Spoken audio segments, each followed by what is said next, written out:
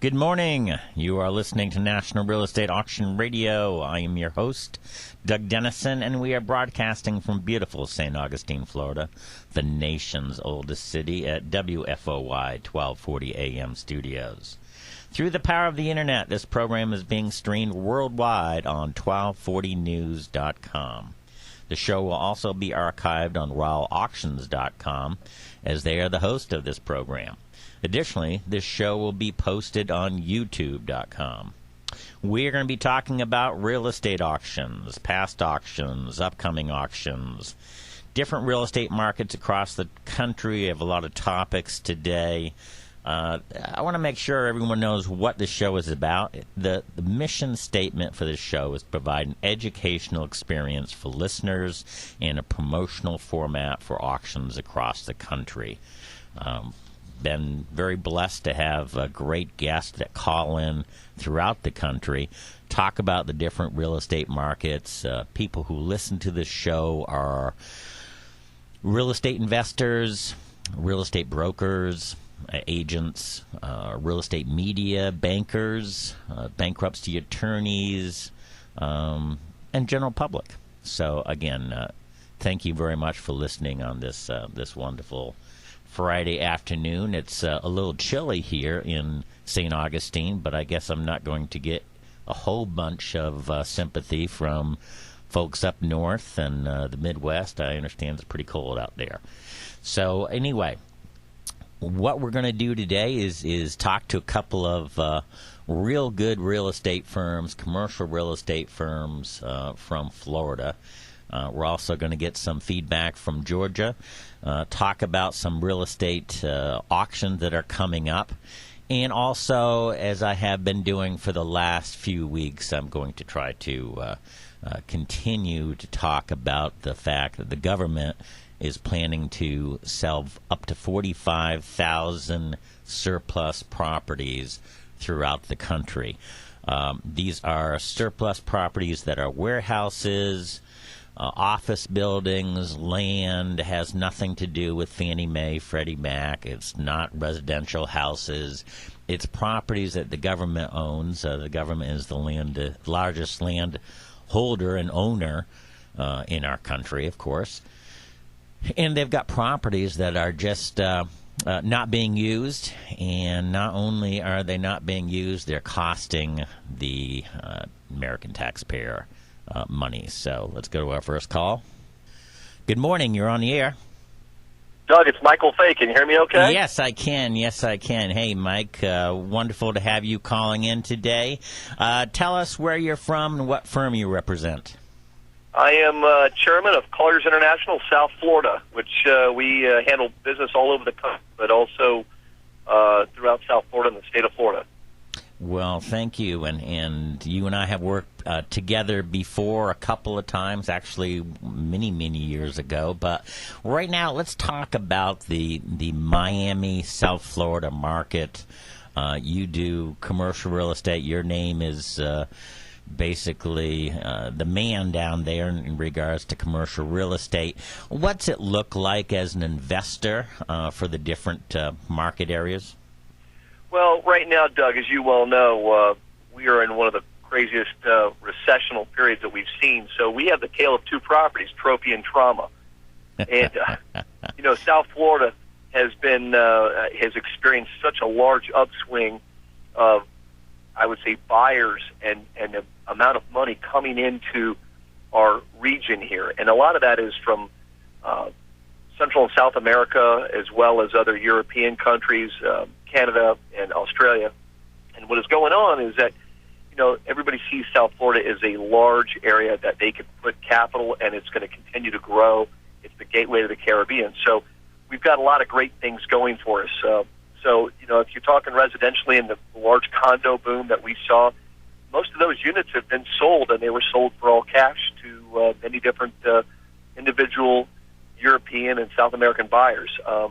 Outside of that, on the trophy side of properties, whether it's office, industrial, or retail, and multifamily is its own separate category. Large price of different things going in, to where we have got a lot of new buyers coming in and looking at this market. Cap rates are still, being compressed lower, and we're seeing, just a good amount of activity. So, every deal that goes out in the marketplace right now, there's not a shortage of buyers. There's a lot of buyers and a lot of capital in the market. And on the other side, on the distress side, that's the trauma, and it goes across all boards. It's land, office, retail, multifamily, smaller multifamily, hotels. So, it really is a tale of two worlds. And again, there's not a short of buyers on those. Now, the situation on the distress side, it's always a question of what is the real value today, and what do people believe is going to happen with value next year, or the coming years, which is a whole another thing that I could probably tell you about. One of the things that we are concerned about, or that we see opportunity in, is that the CMBS, the commercial mortgage-backed securities market, is going to be having major maturities of mortgages over the next 5 years. And just alone for 2012, it'll be 4 times the amount it was in 2011. And then if you go out to 15, 16, and 17, you're going to see a doubling on each year of those. So, we're talking billions of dollars every single year that's coming up. And the real problem is, with this many maturing loans, there's no way, and even in today's lending environment, that everybody's going to get those things refinanced. So, you're going to see a major increase of note sales. With the banks, you're going to see an increase of note sales in the CMBS market, and you're going to continue to see, a lot of workout. When I say workouts, there's going to be some workout through DPOs, discounted payoffs to the borrowers if there's some additional new capital, and we're still going to continue to see the foreclosures. The one comment that I make to a lot of people is, the banks and the CMBS market has cleaned up a lot of what they're doing. Well, yeah, it's been cleaned up through note sales. So there's always this shadow foreclosure market going on. I mean, the foreclosures are still there. So, we've got to work through, and you know this as well as anybody, the foreclosure process in the state of Florida is a long time. It's taken an average of probably 12 to 24 months, depending on what the asset is and who the borrowers are and who the lending institution is. Well, you're exactly right. Florida is different than other states. Georgia is a quick foreclosure state, but Florida is a long time, and I think that's the lenders really don't want to take the property back, so they are selling the loans. They are talking to the investors, kind of reorganizing the loans and the process. You said something about cap rate, and not everybody knows what a cap rate is. Could you explain that to us, the general public, for us? Sure. Cap rates are the interest rate on your investment, and it's made up of, whether it's a financed or all cash. And normally what we do is we talk about all cash. So if a property has a net income, it's a multiplier. If it has a net income of, call it $100,000, and it's a 10% cap rate, the value would be $1 million. And with cap rates, it's an inverse relationship. So the lower the cap, the higher the value of the property. So it's a risk-return scenario. So if you have a property that's, it's a little more risky area, and I'll talk about the risk factor in 1 second. So, if it's a 12 cap rate or 11 cap rate, then the property becomes worth, the value goes, up and down. So, I mean, it's an inverse relationship. The cap rate really is made up of basically 3 factors. The easiest one is location. It's the amount of risk. 2, the credit quality of the tenants, and, what you can do with those tenants. Can you increase rents? Is it a national tenant, or, whatever it might be? And also, what's the current environment of interest rates? And these are simple. I'm giving you the simple terms. There's a lot more that goes into these quantifications. But, it's what is going on in that interest rate environment. And, of course, we all know we're in a low interest rate environment, which is helping bring down the cap rate. So when you have a lower cap rate, it's what drives it, and it makes it go, up in value. Well, appreciate that. Different parts of the area, and I know you have your hands in a great deal of mini deals across the country. Tell us a little bit about Colliers, because Colliers International is an unbelievable firm. Give us, the listeners, a little bit about Colliers. Well, first of all, Colliers is one of the top global real estate firms in the world. And what there's all sorts of numbers. We've got our different competitors, but we are seeing ourselves in the rankings of at least number 2 and around the globe. And what's great is we have offices around the globe, 400, and we're in 61 different countries, and we have hundreds of offices around those different countries. But what's great about the U.S. is that we really can participate in a global real estate environment. And why is that? Because of our other offices. About 30% of our transactions here in South Florida, as I was mentioning earlier, are from outside U.S. dollars, and that, as I said, was Central and South America, Canada, Europe, Spain, Australia, just to name a few. Right. And what we do is around the country.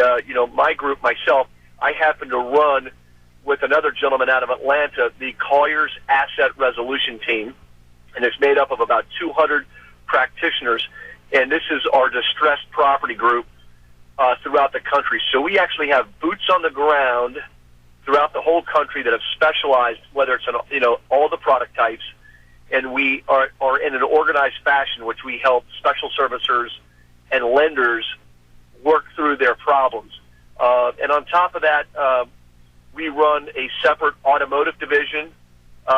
We have practice groups across the board. I mean, Colliers has got several different practice groups, whether it's in multifamily, investments, and it goes down the line. We also participate in the Colliers Investment Service Group, which is a group of about 60 individuals that concentrate on more institutional investments. And, we've got a lot of great practice groups that help out, even land. We have a large land practice group that handles not only the distressed land, but also a lot of corporate surplus real estate around the country as well. Well, you said a key word there, surplus. You and I have been talking about the fact that the government is considering selling up to 45,000 properties that are surplus, unused. These are warehouses, office buildings, land across the country that the government is not using, has not used, and actually costs us as the American taxpayer money every year to keep them maintained and security. But you're a commercial real estate broker. Let's say you've got an office building, hasn't been used for 4 or 5 years. What are some of the costs that people don't understand? You think, you're not using it, it's not going to cost you, but it does. There's other costs. Give us some of those costs, Mike.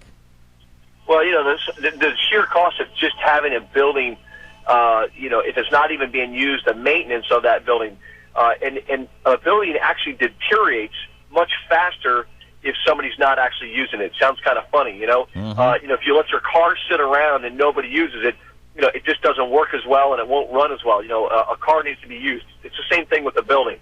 So, as these buildings sit around or are mothballed, if you will, mm-hmm. The amount of money it would cost the government to bring it back up to a usable property is significant.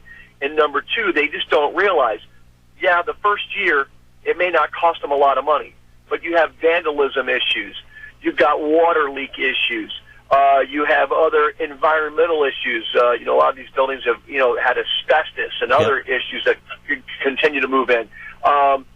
There's just a lot of things that go on.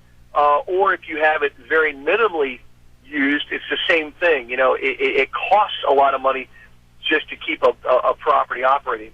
You might remember this when you and I first met 20-something years ago. Right. We had the United States Marshal drug seizure contract, and we had 600 assets from Vero Beach to Key West. Yep. And they were anything from crack homes to hotels and apartment buildings, shopping centers and auto dealers. And, it cost the government a lot of money, but that was a proactive, and I'd have to give the Department of Justice kudos on this. These guys were proactive in how to get a property, maintain it, and get rid of it. Right. And, we created a lot of dollars for the Department of Justice during that time. So I would hope that as this surplus real estate conversation progresses, that they will become much more, involved in trying to liquidate. I mean, look at the post office right now. We're starting to see a bunch on the post office. So, it just keeps growing. I'm reading an article here from Friday, October 28th.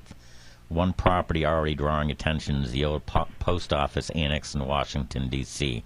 The facility loses $6 million a year, yet it hasn't been used for 10 years. Just amazing stuff. The White House Office of Management and Budget estimates that the savings from selling all of these vacant buildings would be $15 billion within 3 years. Pretty important stuff as for you and I as an American taxpayer. Well, not only that, though. I mean, the funny part is you said something that kind of resonates. Is it the amount of money it saves? I would agree with you there. But then how much money does it add back to our federal government right. in the sale of those? So, you might have an operational savings of $15 billion, but how much more money are you going to add back to the budget on the sale? So you're going to have a lot of infusion, a large infusion of capital back into the government through the sale. So it's almost like a double hit. And so this... you'd have to look at how those numbers, and of course you know how the government goes. The numbers are fuzzy at times. Well, that's true, but obviously the federal government needs some help on the budget. But you know what? States and counties and cities also have these properties, and people really need to look into that and see what properties aren't we using, and could we, number one, sell them for income and help balance the budget, but also the savings that is sometimes astronomical.